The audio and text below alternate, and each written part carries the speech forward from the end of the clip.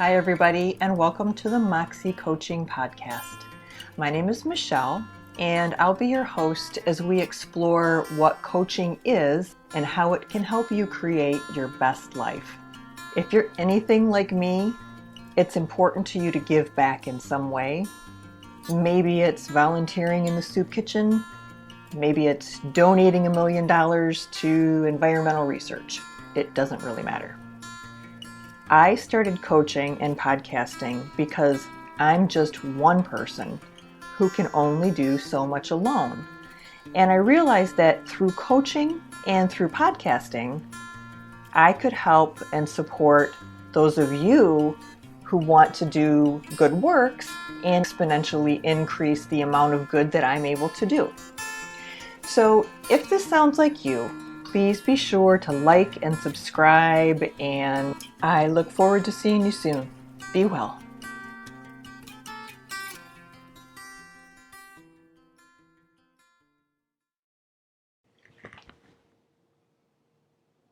Hey everyone, thank you so much for being here. Welcome to another episode of the Moxxie Coaching Podcast.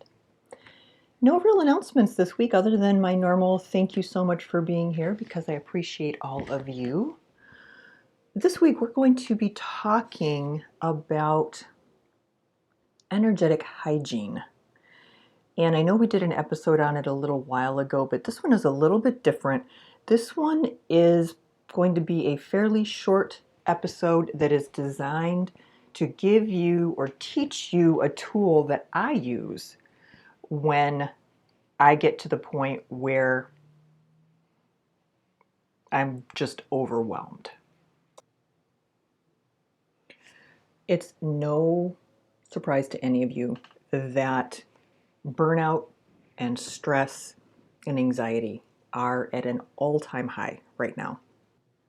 You know, there are all of the obvious things that we don't even need to get into, but there's a doctor in Melbourne who has done some studies, and he has noticed a huge increase in cynicism, and they're considering cynicism another sign of burnout.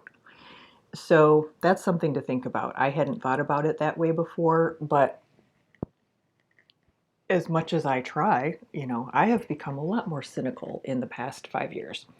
So something to think about if that is you. All right, so as I said, this is something that I do.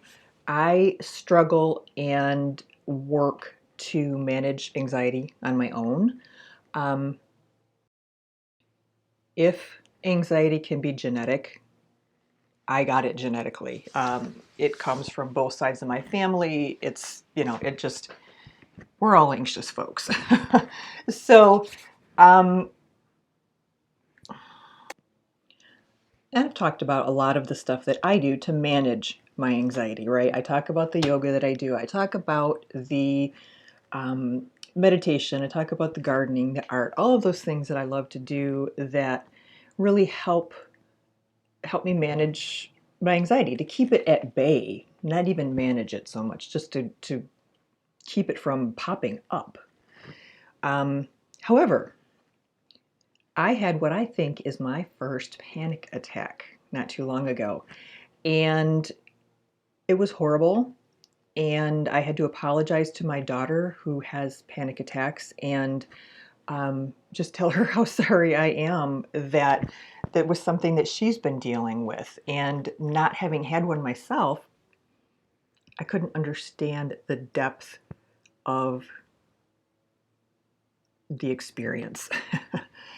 And so what I've done, I've come up with a quick, easy way of sort of bringing myself back to my body when I get too too out there. And when we get to that point, if we can bring ourselves back into our bodies, it really is very helpful. Clearly, we are better off staving off that level of anxiety before we get there. But the trick is, of course, to notice that we're headed in that direction. And I think the busier we are, the more hectic life is, the more difficult it is for us to be in a space where we are sort of observing our beingness in the world. And we're to get to a point where we're observing how we're feeling and working proactively to take that feeling that could be a buildup of anxiety or a buildup of challenging energy, notice it before it gets to that critical peak point. And that is something that I think possibly, unfortunately, we learn with practice. So those of us who have been working with anxiety for years and managing it and all of those things, we are better able to recognize that we're getting into a place where things are going to get difficult. So we can see the road that we're on, and we can clearly see the point where we're headed if we don't do something different. But when we maybe haven't dealt with anxiety before, could be that this is new. A lot of people are experiencing anxiety over the last 3 or 4 years who never experienced it before. So you talk about being blindsided. Oh my gosh, all of a sudden you just feel this anxiety. You have no idea where it's coming from or why you have it. And as much as it sucks to have dealt with it my whole life, I'm glad I'm not being blindsided by it now.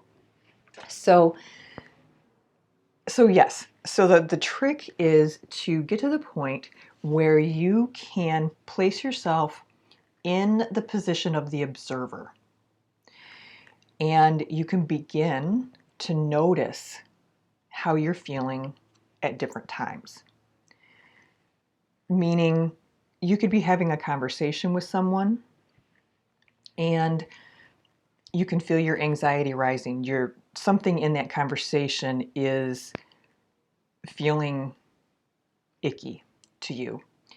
And when we're aware of those things, we can stop and say, oh, I don't know, something's going on. I don't like how this feels. I need to shift. I need to change things. I was having a conversation with someone the other day about something fairly benign. I was trying to explain it and I got teary and I could feel it coming up. I could feel it welling up. And, I was like, sorry guys, I don't know where this is coming from, but here it is. So my point being to learn to become self-aware of these feelings of anxiety, of these feelings of stress and overwhelm, of anger and frustration, loss, depression, all of these things. To learn to put yourself in the place of the observer so you can watch yourself and sort of step in like your own little fairy godmother and reel yourself back in before you get to these points where the anxiety is crippling. I will be honest in that I don't know for sure how this exercise will work for people who are not visually oriented.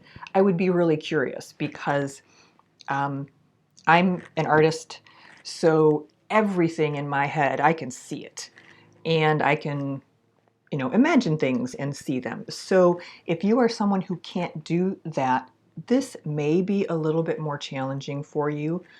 But nevertheless, I think it's a good tool to have. And as you'll see, it's a flexible tool, so you can create an exercise that works well for you as an individual. But this is mine.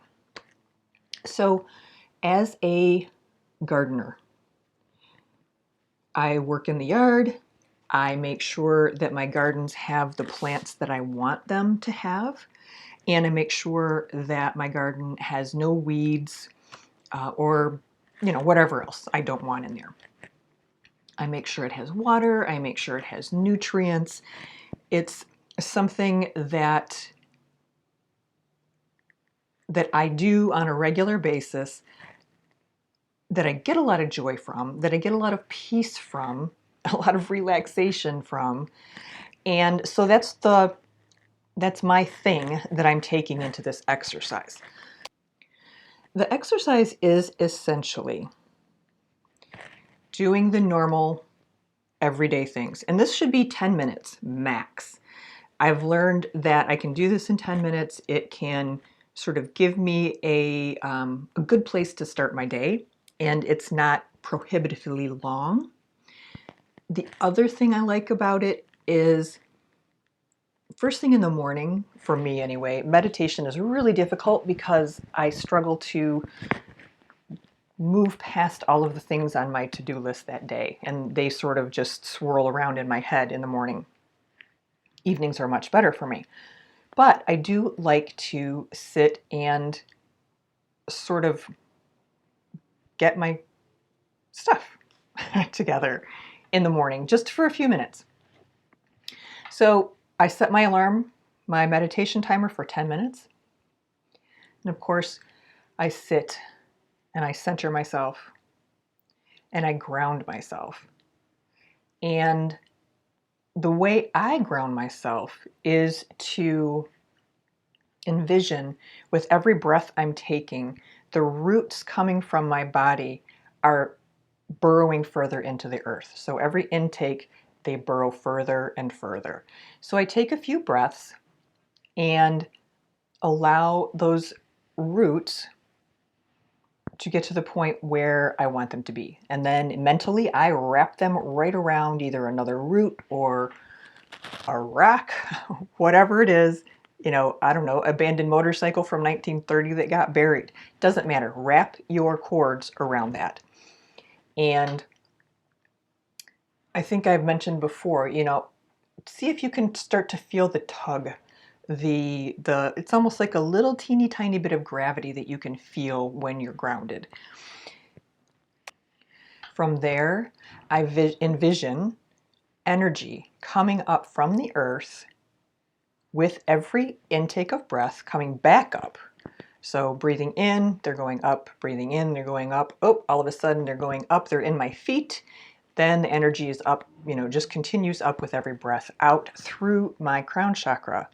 When it goes out of my crown chakra, it cascades over me and creates this lovely, protective, energetic field that I carry with me all day. While that's going on, and that energy is doing its thing and it's flowing and it's cleaning out all of my chakras, I bring in energy from the crown chakra. I bring it in from the top. So I've got energy coming in from the bottom, energy coming in from the top. One is very grounded, earthy energy. The other one is more light and airy, ethereal energy. And they're bypassing one another, and they're both sort of doing their job to clean out my chakras. And I have all kinds of crazy, ways to envision it. It could be a power washer. It could be a fan. It could, doesn't matter. Whatever speaks to you, and make it fun, and it can change every time. But the whole purpose is to get your energy cleaned up, get your energy flowing, get your chakras cleared out, and get yourself grounded and centered so you can begin the visualization part. And for me, the visualization part is all about a garden. What's in my garden that day? I have a little section of my garden that's family. I have a little section of my garden that's just me. I have a section that's Moxxie, a section that's my friends, a section that's relatives, however I decide to create my garden. And I mentally look at my garden every day, and I look at each of these areas and I see what weeds are there. It's like, oh shit. It's what I get. Watch the news, for 2 hours yesterday, and now there's this weed here that is sapping my energy related to politics. I'm going to rip that sucker out by the roots and throw it away. Keep looking around. Uh-oh, there's another one. That's from when so-and-so said this to me and it hurt my feelings. Well, it's time to get over that. So I'm going to pull this root out and let it go. So at the end of this, and this is only a couple minutes, this is not a long process, but at the end of the process, I have mentally my lovely garden. Everything is growing, everything is happy, everything is lush, and it contains only what I want it to contain. At that point, I sort of envision that I and the garden are one. We are the same thing. To finish up, I say my name 3 times, either out loud or in my head. My full name, first, middle, and last, 3 times, because it helps me ground myself back into my body. Because, my visualization, I'm kind of out there mentally, and I want to reestablish that connection with my body. And at that point, I just finish up my meditation, whatever else I want to, encompass in there. If I want to say something to my spirit guides, if I want to focus on, just spend 5 minutes focusing on putting positive energy out into the world instead of negative energy. Just as a simple, teeny tiny contribution to the betterment of the world. Whatever it is that you want to do in that 10 minutes.